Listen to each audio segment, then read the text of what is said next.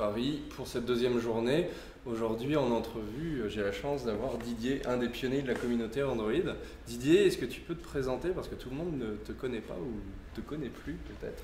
Ouais, donc Didier Girard, je suis le directeur des opérations et de l'innovation dans une entreprise qui s'appelle Sphère.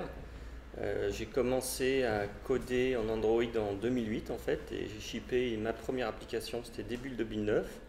Je pense que beaucoup de gens la connaissent, elle s'appelle À bon entendeur et c'est quelque chose qu'on appelait un avertisseur de radar. À bon entendeur, combien de téléchargements par curiosité? On approche le million en fait. Ah, c'est quand même pas mal. Ouais, c'est pas mal. Ouais. Donc c'est bon, on a eu un petit temps de pause là, ça fait à peu près 18 mois qu'on n'a pas shippé de version. Et on prépare quelque chose d'assez gros pour le 30 juin, en fait, juste avant les vacances. Donc il y aura quelque chose qui ne s'appelle plus un avertisseur de radar, mais qui permet d'éviter les dangers de la route, qui va sortir. Et c'est une application assez jolie, en fait. Donc on reste à l'écoute pour le 30 juin pour une mise à jour de À bon entendeur. Voilà. Ok. Est-ce que tu peux nous parler un peu de Sphère? Ouais, donc Sphère, c'est une boîte de conseil. De 110 développeurs sur Paris. On est aussi présent au Luxembourg et à Strasbourg. Donc notre cœur de métier, c'est de faire du développement logiciel, plutôt avec des clients de type early adopter, c'est-à-dire des gens qui vont mettre en œuvre les technologies innovantes en fait.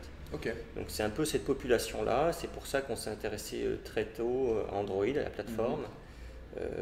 Voilà. Actuellement, on travaille beaucoup avec des clients qui mettent en œuvre le cloud computing ou des sujets comme le big data, en fait, l'analyse de données. En fait. Ok. Du coup, en termes d'innovation, ce sont des choses sur lesquelles tu travailles avec tes clients. Est-ce que j'imagine tu as suivi Google I.O. 2013? Alors j'ai fait plus que suivre. Tu y étais? J'y étais. Ah, ça c'est cool. Ouais, qu'est-ce que tu en as pensé? Alors, on peut dire que du point de vue des annonces, c'était plutôt une conférence de transition en fait. Il n'y a pas eu de grosses annonces pour le public en fait. Voilà. Voilà, ça c'est une chose importante. Faut savoir aussi que ça reste quand même une conférence pour développeurs. Donc au-delà du côté annonce à destination du grand public, ça reste quand même un événement dans lequel il y a 6000 développeurs qui se rassemblent et qui vont échanger sur les technologies Google. Donc de ce point de vue-là, j'ai vraiment été rassasié. C'est-à-dire que c'est un très bel événement, on peut rencontrer énormément de gens. Les développeurs Google sont très accessibles, donc tu peux facilement voir les gens qui ont codé tel ou tel produit, donc c'est très instructif. Pour ce qui est des annonces, il y a quelque chose que j'ai noté, qui est passé pour moi un petit peu inaperçu. Pour moi, j'ai l'impression qu'il y a eu un shift de priorité du point de vue de Google entre l'OS Android et les Play Services. C'est-à-dire que l'OS Android maintenant c'est quelque chose qui est relativement stable, il fonctionne bien. C'est aussi shipper un OS, c'est sur des cycles assez longs en fait. Ouais. On voit aussi que l'adoption est lente, c'est-à-dire que quand on ship un nouvel OS, eh ben, il faut plusieurs années pour qu'il s'impose. Donc ça ne correspond pas à un rythme d'innovation en fait. Donc maintenant qu'il y a un OS Android qui est là, qui est stable, je pense que le côté innovant des services que va proposer Google au-dessus d'Android va arriver avec les Play Services, où là, ils n'ont pas du tout d'adhérence avec des téléphones. Ils peuvent shipper les Play Services aussi fréquemment qu'ils le veulent, innover, et du coup, proposer des nouveaux services. Et on voit déjà avec ce qu'ils ont proposé avec les Play Services, par exemple, qui permet de très simplement coder des jeux, en fait. L'inconvénient, c'est évidemment que lorsque ces innovations-là sont assises dans Google Play au lieu d'être assises directement dans Android, eh bien, on est dépendant de l'écosystème Google pour pouvoir les utiliser, alors auparavant, disons, toutes les innovations qu'Android apportait, elles étaient librement accessibles via le projet AOSP, etc. Ouais. Qu'est-ce que tu penses de ce changement? En fait, ce qu'il faut voir, c'est qu'il y a bien deux niveaux. En fait. Il y a les innovations qu'on attend d'un OS, et ça, elles resteront dedans. C'est-à-dire que, par exemple, le support d'une nouvelle version de Bluetooth, c'est très important que ça arrive dans l'OS, et ça arrivera. Maintenant, les besoins en support de nouveaux protocoles ou de nouveaux capteurs, etc., ils sont faibles, en fait. C'est pas très fréquent qu'il y ait une nouvelle technologie à supporter du point de vue des protocoles. Donc que ça bouge peu, ou sur un rythme plus lent, pour moi, c'est pas gênant en fait. Et au contraire, on a maintenant une plateforme Android qui est relativement stable. Pour moi, c'est plutôt une bonne nouvelle. Et que derrière, chacun puisse batailler et proposer son jeu de service au-dessus d'Android, je trouve que c'est plutôt ça en fait. Google ne croit que relativement peu dans les applications natives. Ils en font parce que pour le moment, le web n'en est pas encore rendu aux mêmes performances que le développement natif. Toi, tu penses qu'on en est où aujourd'hui, la fameuse discussion HTML5 versus développement natif? Alors, c'est vraiment un sujet sur lequel chez Sphere on intervient régulièrement en conseil. En fait. Les clients nous demandent est-ce qu'on doit faire du natif ou est-ce qu'on doit faire du web. Je pense que les deux sont nécessaires maintenant. C'est-à-dire qu'on ne peut pas dire je développe un service sans qu'il y ait une version web et sans qu'il y ait une version native. Alors je vais m'expliquer là-dessus. Pourquoi est-ce que j'ai besoin du natif? La bande passante va être de plus en plus saturée. C'est-à-dire qu'on a beau dire on a de la 3G, de la 4G, peu importe, la bande passante elle est d'une certaine largeur, il y a de plus en plus de gens qui consomment et qui vont consommer de plus en plus des données de manière importante à travers ces bandes passantes. Qu'est-ce qui va se passer? C'est qu'on sera de moins en moins connecté en permanence. C'est-à-dire qu'on va être de plus en plus connecté par intermittence. Même si par intermittence, c'est j'arrive à avoir le réseau toutes les 10 secondes, ou toutes les 20 secondes, toutes les 30 secondes. Et donc pour ça, la meilleure manière d'atteindre les utilisateurs, ça va être d'être plutôt dans des systèmes de notification. C'est-à-dire que plutôt que d'être en mode connecté, les gens vont, au moment où ils vont avoir besoin d'informations, ils vont aller la tirer. On va être plutôt dans un système où on va leur pousser l'information. On voit bien, on le voit bien d'ailleurs dans le cœur de la stratégie Google, c'est en train d'arriver avec Google Now. On va plus aller, c'est plus l'utilisateur qui va chercher l'information, on va s'arranger pour qu'il l'ait déjà au moment où il en a besoin. On passe dans un système de notification et actuellement la meilleure manière de faire de la notification, c'est dans du natif. Voilà. Donc ça c'est le premier aspect.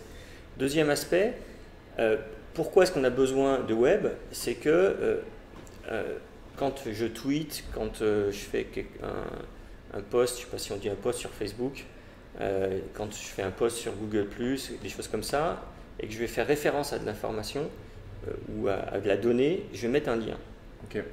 Si je mets un lien, naturellement, les gens, au moment où ils vont cliquer dessus, ça va ouvrir un navigateur et à ce moment-là, c'est nécessaire d'avoir une expérience utilisateur web en fait. Donc il y a tout le côté viralité, le support pour moi, c'est vraiment le web, donc c'est nécessaire. Et puis tout le côté, une fois que j'ai découvert un service et que je veux l'utiliser de manière intensive, pour moi à ce moment-là, on bascule dans du natif et de la notification. Ok, intéressant. Et du coup, le développement du cloud, aujourd'hui, on en est où à tes yeux?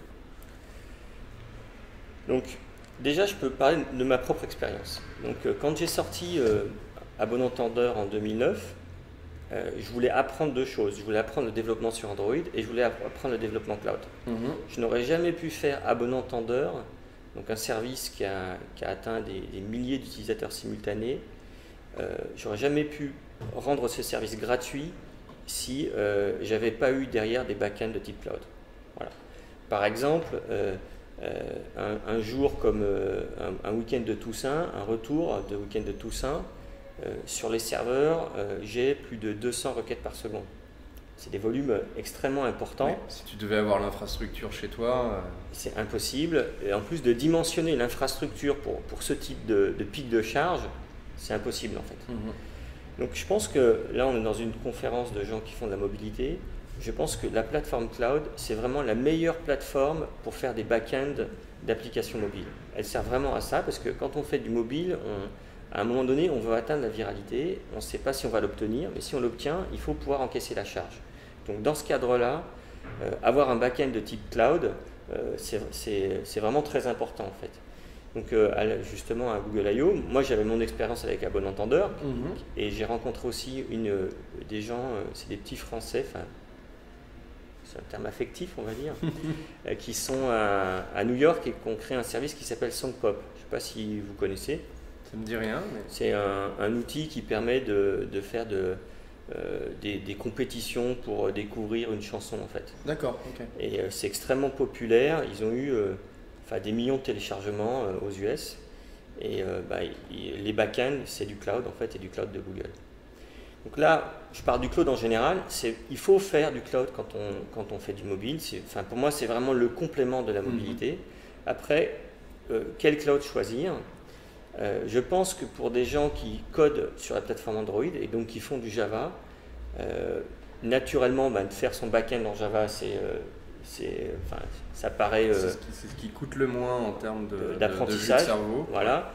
Et surtout que maintenant, Google a sorti un starter kit pour les développeurs mobiles qui leur permet très rapidement d'avoir un back-end basé sur App Engine et qui va permettre de stocker de l'information utilisateur et que par exemple si l'utilisateur a plusieurs devices, il va pouvoir avoir une expérience utilisateur unifiée puisqu'il va s'appuyer sur ce back-end. Donc ça s'appuie sur App Engine et c'est vraiment une bonne techno pour faire ça. Ok, tout ça c'est vraiment intéressant. Est-ce que tu as regardé un petit peu le programme de la DroidCon d'aujourd'hui? Pas encore. D'accord. Qu'est-ce que tu attends de ce genre d'événement qui a lieu finalement pour la première fois à Paris, du moins, pour l'étiquette DroidCon? Donc déjà, ce que je dois dire, c'est que je suis très content qu'il y ait un événement comme ça qui s'organise en France. On a besoin, pour qu'une technologie vive, il lui faut des développeurs. Pour qu'il y ait des développeurs qui soient enthousiastes, il faut qu'ils se rencontrent. Donc pour moi, une conférence, c'est pas tellement les sessions qui sont importantes, c'est utile. Les sessions sont utiles pour que les gens se rassemblent. Mais ce qui est très important, c'est de profiter de ces moments pour faire du networking. Et quand je viens à une conférence, c'est vrai que mon réflexe, c'est pas de regarder l'agenda, c'est de naviguer sur les stands, de rencontrer des gens, d'échanger, etc. De manière à rencontrer des gens, de faire du networking, d'avoir du feedback sur des technologies, est-ce qu'elles sont bien, pas bien, sentir un petit peu le marché aussi, comment les gens se positionnent, voilà, c'est un peu ça l'idée. Voilà. Je pense que c'est nécessaire qu'il y ait une conférence de ce type-là en France. Et puis, apparemment c'est un succès, il y a pas mal de gens qui se sont déplacés. 460 inscrits. Donc on approche les 500, c'est super. Et voilà, donc c'est vraiment nécessaire qu'on ait ce genre d'événement. Sans développeurs, une technologie ne peut pas vivre. Et c'est très important que les développeurs aient des lieux de rencontre dans lesquels ils puissent échanger. Et justement, par rapport à il y a 5 ans, quand on organisait le premier Barcamp Android ou quand on co-organisait l'Android Developer Day à Paris, est-ce que tu trouves que les choses ont changé en bien, en mal, ou tout simplement elles ont évolué à leur rythme? Moi, ce que je pense, c'est qu'en 5 ans, finalement, le chemin parcouru du point de vue de la communauté des développeurs n'est pas si impressionnant que ça en fait. Parce que quand on a organisé l'Android Developer Day, je pense qu'on a fait 2 fois 200 personnes. C'est exact. C'est exact. Donc, au final, sur une semaine, on avait rassemblé 400 personnes. Là, on en rassemble 500.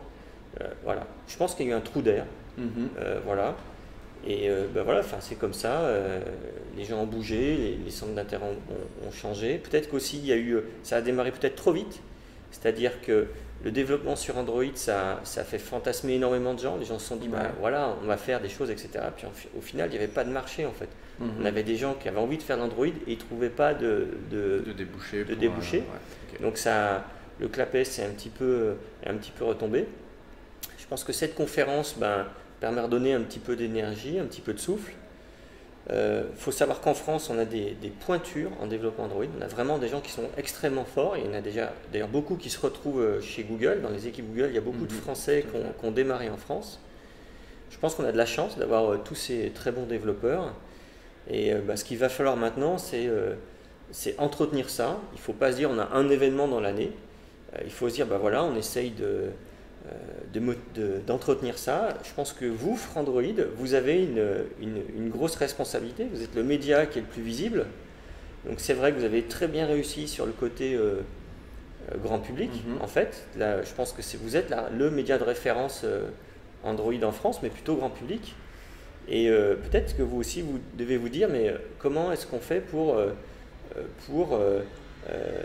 amener des témoignages de développeurs, d'entreprises qui s'investissent là-dedans, parce que je pense que l'entrepreneuriat en France a besoin d'un volet médiatique pour exister. Ouais. Et dans l'écosystème Android, vous pouvez être sur relais. D'accord, bah écoute, merci Didier pour ton avis, merci pour cette très belle entrevue. Et puis on se croise dans les couloirs de la DroidCon. Exactement. Merci. À plus.